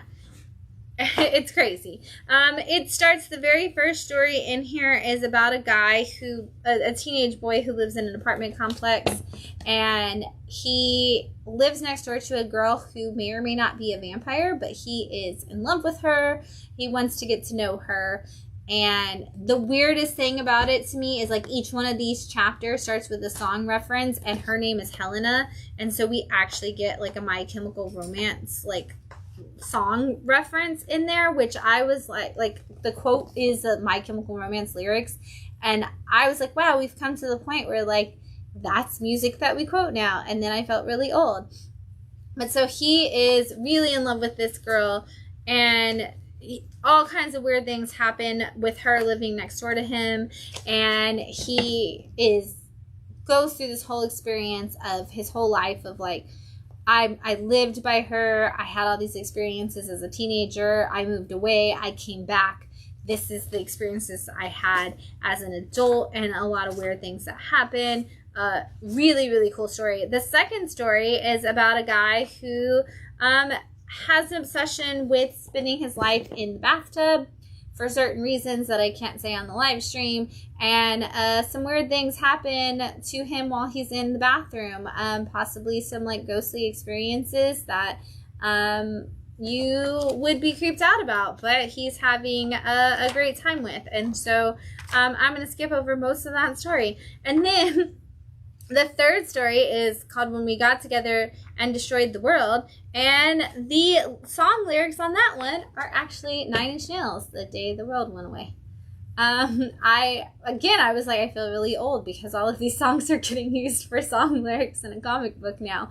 But this was the story of a group of kids who find a spell book inside of an old abandoned house, and they're like, we didn't know if it was real or not, but we decided to cast some spells, and we made everybody in town disappear, but our cats could talk to us. And so it's like my cat talked to me and basically eventually started judging me for being the person who made everybody in town disappear, and now my cat hates me, and I feel like I didn't do anything with my life, and weird things happen. And then the last story is actually one that is told from the perspective of the vampire girl in the very first story, and how she really hopes that someday she could convince the boy that she loved him, and just be a human who could be in love with this boy and just kind of have this beautiful moment with him. Such a interesting way to look at different relationships and different ways that each person sees those relationships, all through like these dark images and experiences. So if you like it says, if you are into essentially illustrated poems, this is going to be a great book for you to pick up and check out. And if you followed was it You Promised Me Darkness, or Follow Me Into Darkness, you're probably a fan of Damien Connolly, and this is another one that's great to pick up. Last number one, or one shot that we have, is My Little Pony, and it's Bridal Woodstock. And I had to bring this because I read this book this week because I absolutely thought that I was going to love it, and you know what, I was right. And I brought it on the new Bat City sticker. I felt like you needed to see why My Little Pony is so great, and check out that sticker. It's my official My Little Pony song. I don't actually remember the My Little Pony theme song, but that's okay because I want the live stream to stay up. So, and this is the My Little Ponies are at their own Woodstock. It's Bridal Woodstock. They are there, and they are having a bunch of we have a bunch of mini stories going on. So the first one is about a pony who is selling all of the flower crowns, and one of them is magical and lights up. and glows with this power. And these two ponies start arguing about it, and they're like, we hate everything. I hate everything that you like. And the other one's, well, I hate everything you like. And it's like, your band's stupid. And it's like, well, your favorite band's stupid. And then they kind of have to learn that, like, that's not really how you want to approach things. And, like, everybody's supposed to be happy and enjoying things. And at the same time, we find out that the person who put all of Bridal Woodstock together is also kind of like that. And is like, oh, I don't like this kind of music. And one of the ponies ends up having her voice stolen by these monsters in the woods.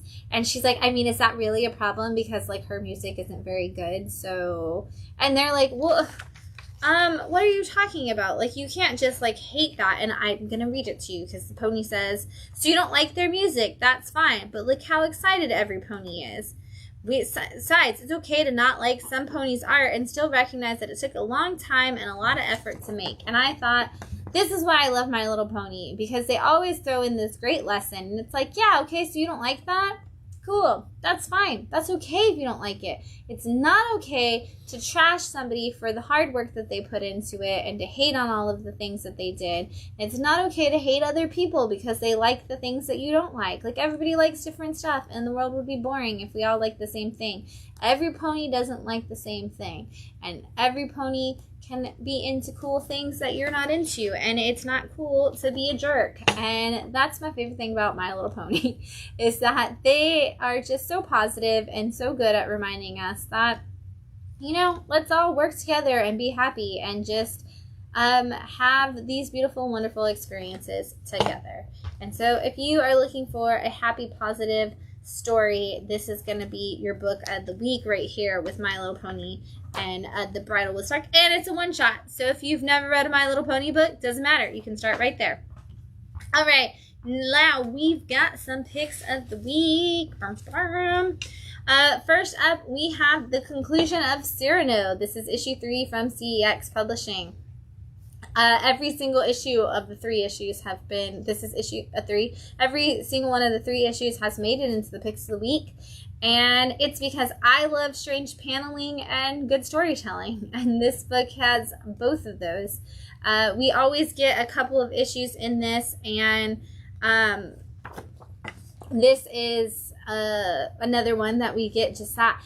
If you remember last year, one of my favorite books of the year was Pink Lemonade. And this has that same overwhelming positivity inside of it, because our main character Cyrano has the ability to kind of Sailor Moon transform into Moon Knight, and he is just all about, his power all comes from this light and serenity, and his ultimate bad guys are hatred in this world and people who just want to bring darkness out. And the only things he ever struggles with are when bad guys are like, ooh, I'm going to spread toxicity, and you can't overpower that. And that is in fact the case here, where they've kind of consumed it, and it's like everything he does, there's just so much hate in the world, he doesn't feel like he can get back from it.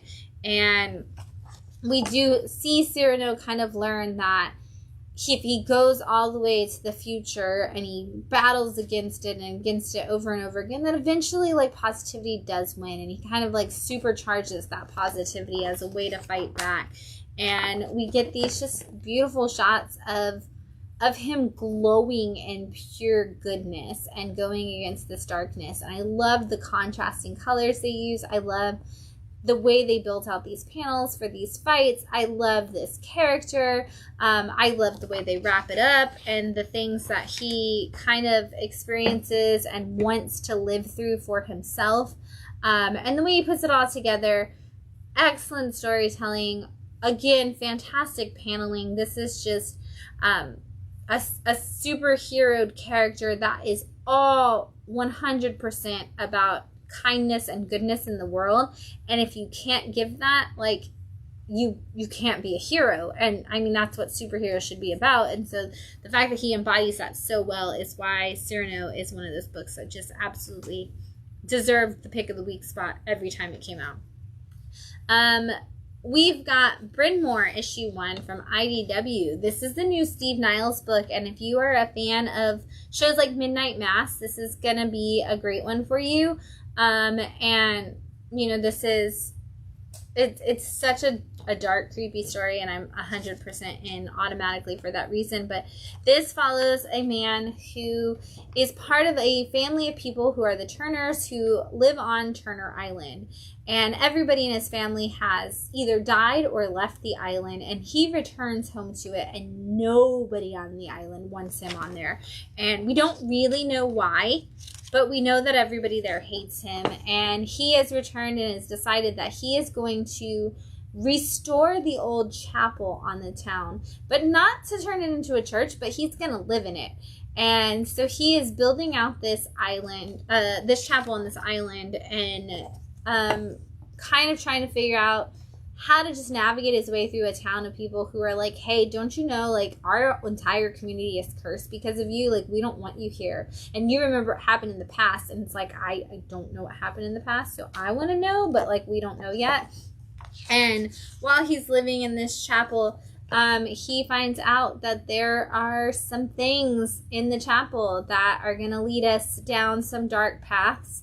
And I'm super, super excited to see where those roads lead us. This is going to be a great book for sure. You sold me, like, on page 1, I was already like, ooh, where's this going? And then by page 2, I was like, okay, probably in. And then by the end, I was like, all right, just take my money. Like, give me the next issue already. And keep putting Francavilla on these awesome covers, because I'm always in for a Francavilla cover. And speaking of people who can just always take my money, Joseph Schmacke is back with issue 2 of 7 Years in Darkness from CEX Publishing. This is the pick of the week. If you were in our store at all this week, you heard us go, did you get 7 Years in Darkness? Probably 27,000 times, because we're so excited about this book. This is essentially what if Harry Potter would have actually been a dark and creepy story. There are a group of children whose families are a part of a magical cult type situation, and each one of them is sent to this magical school, and 72 different kids are sent to the school, and 7 of them will make it out alive, which is a completely different way to do your magical school. Instead of like, oh, everybody's gonna make it and you're all gonna have a job, it's like, no, only 7 of you are gonna make it, the rest of you are gonna die. And it's going to be horrible. And also, you have to be silent for the entire 7 years, and you're sent to live in, like, the darkest pits of hell kind of thing. Oh, you have to be silent for the first year. Sorry. You do get to talk eventually. And our main person that we're following in the story has figured out a way to kind of communicate telepathically with another student. And so in this issue, we see them, one who is kind of a family legacy. She knows everything about everything that's going on. And the one that she is telepathically communicating with is a boy who knows nothing about what's going on. And these two are kind of trying to give each other the lay of the land. And we find out that there's some kids who, you know, are kind of elitist and purist and think that their group is the only group that matters and that they should make it through the end. And yeah. It gets dark. It gets crazy. We learn a lot about the school and the people within it in this issue, and it definitely accelerates what we found out in issue 1 very quickly, and it does it all through this beautiful Joseph Schmacke art that I just want to live in, except I don't want to live in this world at all. I don't even want to go to this world, but I also just love Joseph Schmacke's like radioactive looking world so much that I'm like, someday I want to travel to a world that looks like that and safely exhibit it and then move on with my life. If you didn't pick this up, is issue 2, grab issue 1. There are ash cans of issue 1 possibly still on our shelf, but there are also full issue 1s and issue 2s, and they're not gonna last long. And honestly and truthfully, if you are a Bat City local person, I would recommend driving oh no, this isn't Scout, this is CEX. Just kidding, never mind. I was gonna say I would recommend driving out of Scout, but actually drive out of Scout and get Phantom Starkiller and everything else Joseph Schmacke has ever done. This is because that was what I know. Matt was turned on to Joseph Schmacke from Phantom Starkiller. I was turned on to him from We Don't Kill Spiders, and if you haven't gone back and read those series, I know we have some glow-in-the-dark issues of Phantom Starkiller left. And I just sold the entire set of We Don't Kill Spiders yesterday because of somebody who picked up 7 Years in Darkness and was like, I need more. So go back and celebrate some Joseph Schmalke in your life and add more to it, and then pick up 7 Years in Darkness and get on there for now. All right, we've got a lot of other books in stock this week. We had the launch of Creed, the next round from Boom Studios. This is issue 1. I was told if you haven't seen a Creed movie, don't necessarily jump into this because this is like his daughter who doesn't even come out until like the 2nd or 3rd movie. So know that. But I know Michael B. Jordan's been really pushing that. He's been out some comic book stores this week talking about it. Godzilla, Best of Rodan, from IDW out this week. Starfinder, Angels of the Drift, issue 1 from Dynamite. This is for the Starfinder game for those of you who play that. Power Rangers Unlimited, the Coinless, issue 1 out this week. Power Rangers fans are excited. She-Hulk, issue 14. I'm so excited to see this issue series continue to expand. Storm, issue 2. Before the fall, X-Men's The Heralds of Apocalypse. We are about to see everything change once again in the X-Men universe. Building up to our fall that's going to happen in our Hellfire Gala for sure. That's going to bring some crazy changes. TMNT 139. Action Comics issue 1056 with the swimsuit variant. There were 2 of these. There was a comical version where they're like spitting water and playing around, and then there was like a regular version. I'll turn it this way so you can see all of the super family kind of sitting around. We've got Carnage Reigns Omega. The Carnage Reigns story has wrapped up and come to an end. There's still the Cult of Carnage Misery storyline going on, but the Carnage Reigns itself has stopped. Star Wars, Darth Vader, Black, White, and Blood. For those of you who want to get a Star Wars book, but feel like 35 issues in is too far to jump in, this is a great anthology of stories from about Darth Vader. Amazing Spider-Man issue 28 with this really cool Black Cat variant. The Scorched, issue 19 from your Spawn universe. We've got the Riddler, year 1, issue 5. This is Paul Dano, who played the Riddler in the Batman movie with Robert Pattinson. This is his backstory, essentially, to the Riddler that he developed for that movie. Harley Quinn, issue 31, with this beautiful Jenny Frison cover. Oh my god, I love this so much. I want to frame it. It's so beautiful. Ghost Rider, issue 15 from Benjamin Percy's series going on right now. We've got Deadpool, issue 8. There are 2 Deadpool series running right now. This is one of them. The other is Batter Blood. Daredevil and Echo, issue 2 from Taboo. We've got Captain America, Symbol of Truth, issue 14. We are going to see some relaunches on Captain America coming very soon. Check your previous catalog for more. Batman, The Adventures Continue, season 3, issue 6. For you animated series fans, we've got Detective Comics, issue 1073, with this beautiful Batwoman and the Question Pride variant from Amy Reeder, who was just recently at the store. If you didn't get the Marvel Pride issue signed by Amy when she was here a couple weeks ago, you can grab that in the store right now. But I love this Batgirl book, or Batwoman and Question cover. We've got Batman, the Brave and the Bold, issue 2. We've got Aliens, issue 3. This is the relaunch with the 20th Century Fox logo, so you know that it's not going to be a part of your Marvel stories. We've got Avengers Beyond, issue 4. And this is not your new Avengers story from Judd McKay. This is the other Avengers story happening right now. We've got DC Ruby, issue, what are we on, 5? Oh my gosh, we're already on 5. We've got Silk, issue 2 for the newest Silk story. I love this little movie homage poster. It's super cool. I love Silk. She can do whatever she wants. Cindy Moon is the coolest. Warlock Rebirth, issue 3, because we have to highlight some Warlock stories, so you guys are keeping up with what he's doing before he becomes big prominent in your MCU. Predator, issue 4, once again relaunched for that 20th Century Fox label.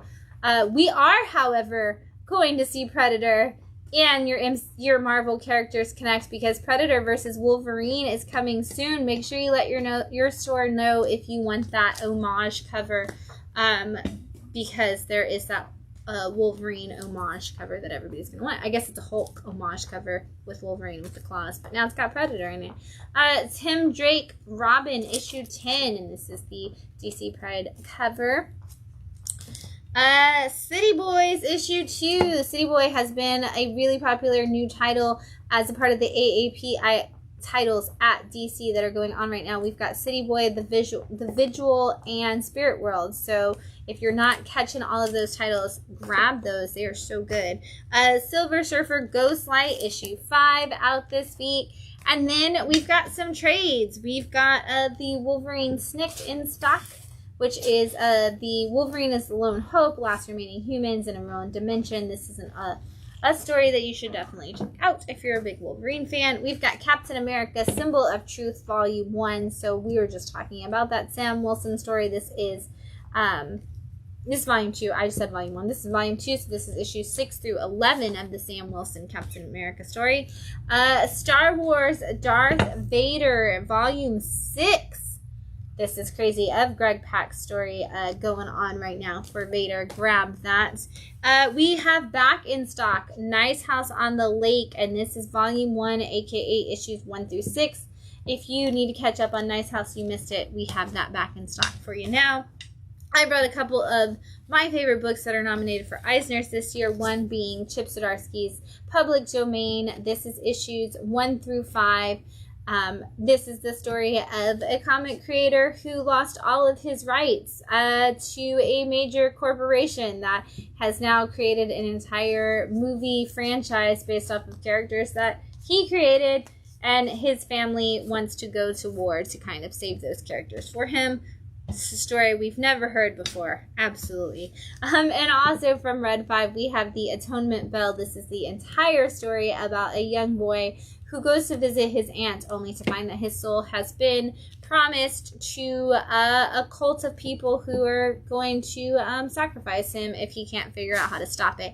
That's it. I did it. That's all the comics. All 7,000 of them that came out this week. It was a great week for comics. I'm really excited. I know we're going to have a ton more out this week. As always, we're closed on Monday and Tuesday. A lot of people have asked us what we're doing for 4th of July. We're not open. Because we wouldn't have been open anyway. But we are definitely closed for the holiday. Go out and celebrate with your friends and family. And then next Saturday, July 8th, is Comic Creation Workshops. We have one at 11:30 and one at 3 p.m. for all kids who are interested in learning how to write their own comics. And then July 15th is Bad City Night at the Bradenton Marauders. So come out and join us. There is an event on our Facebook page where you can find the link to buy your ticket. $15 gets you a ticket to the game, a free hat, a drink at the concessions, and 20% of that money goes to the Bat City Kids programming so that we can continue to provide reading and writing opportunities to schools, libraries, and local organizations, as well as free here in the store. We're super excited. Thank you to all the organizations that we got to go out and help with this last week. It was a lot of fun being at Girls Inc. and the Boys and Girls Club this week. We had so many cool stories with the kids this week. Love to tell you all of them, but we're going to wrap it up. Like I said, thank you so much for joining us for Wind Down Your Weekend with all these amazing comics. If you didn't pick them up this week at your store, don't worry. There's time to go back and grab them because there's so many good books. You're going to want to pick them all up. We have been drinking Malbec's Exquisite Collection. It's fantastic and wonderful, and you should try it out sometime if you like wine. Maybe this will be the one for you. Hopefully you found a book that's great for you this week in our selections, but if not, we'll see you next week when we wind down your weekend. Bye!